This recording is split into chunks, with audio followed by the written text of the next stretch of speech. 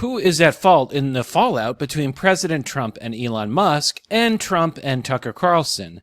Hey, I support President Trump, but how does he manage to alienate even his greatest supporters, not to mention donors such as Elon Musk? Could Trump be a little peevish and a little too sensitive to criticism? In the following conversation, Luke Ford takes the opposite view as myself here on the Michael M. Vlog channel. Let's take a listen to this conversation over the weekend.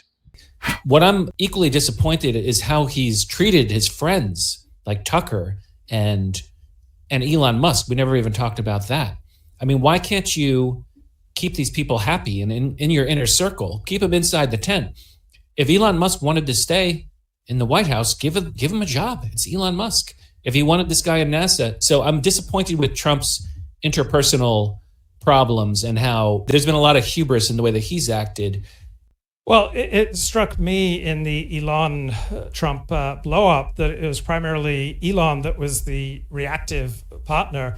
And I think evidence shows that in that Elon chose to delete many of his tweets and to essentially apologize for some of the more outrageous things. When Elon immediately went to DEFCON 5 and said, Donald Trump is in the Epstein files as a reaction to Donald Trump, it just showed me extreme reactivity on the part of Elon.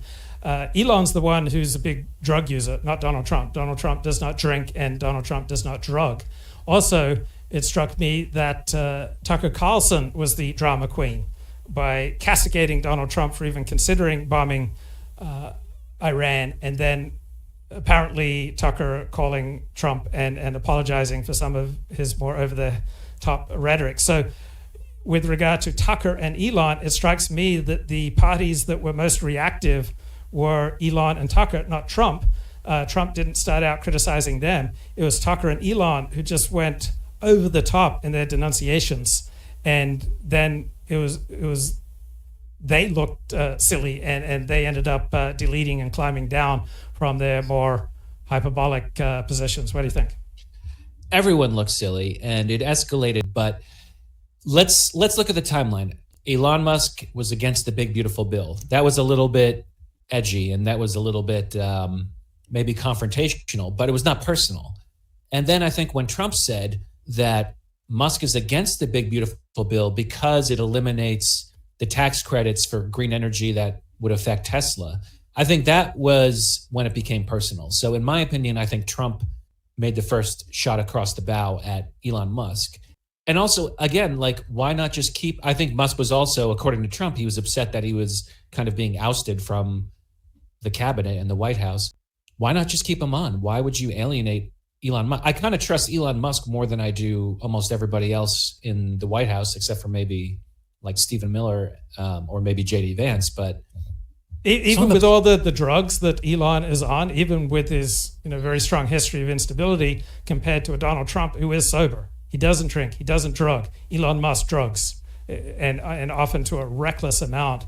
And Elon had to be aware of many of the details of the big, beautiful bill, and he only spoke out against it when essentially he decided to turn against Trump. So it doesn't strike me as coherent that Elon turned against Trump due to the big, beautiful bill. It strikes me as much more coherent that Elon turned against Trump and then invoked the big, beautiful bill as an excuse. Elon had to know many of the details of the big, beautiful bill when he was very close to Trump. And it struck me that Trump did everything he could to give Elon a gracious send-off. Yeah. Go ahead. Can you hear me? Yeah, I lost my camera, so I'll probably... That's okay. We'll be brave and soldier on. I'll wrap it up. Yeah, it's a tough case. But look, when you put it on top of Trump fell out with Steve Bannon and said something very nasty about him in the first term, then Trump said something, he alienated, at any rate, Elon Musk, and then he said something nasty about Tucker Carlson. It's like, hey, man, you can't fight against everybody. So he doesn't understand that his fans and supporters also have an emotional connection to these other high-profile people, such as Musk, Bannon, and so that's my final thought. Thanks for having me on, 40. Okay, thanks, bro. And in one of the Michael Wolff books, he mentions that there is one person on the right who has a more loyal fan base than Donald Trump, and that is Tucker Carlson.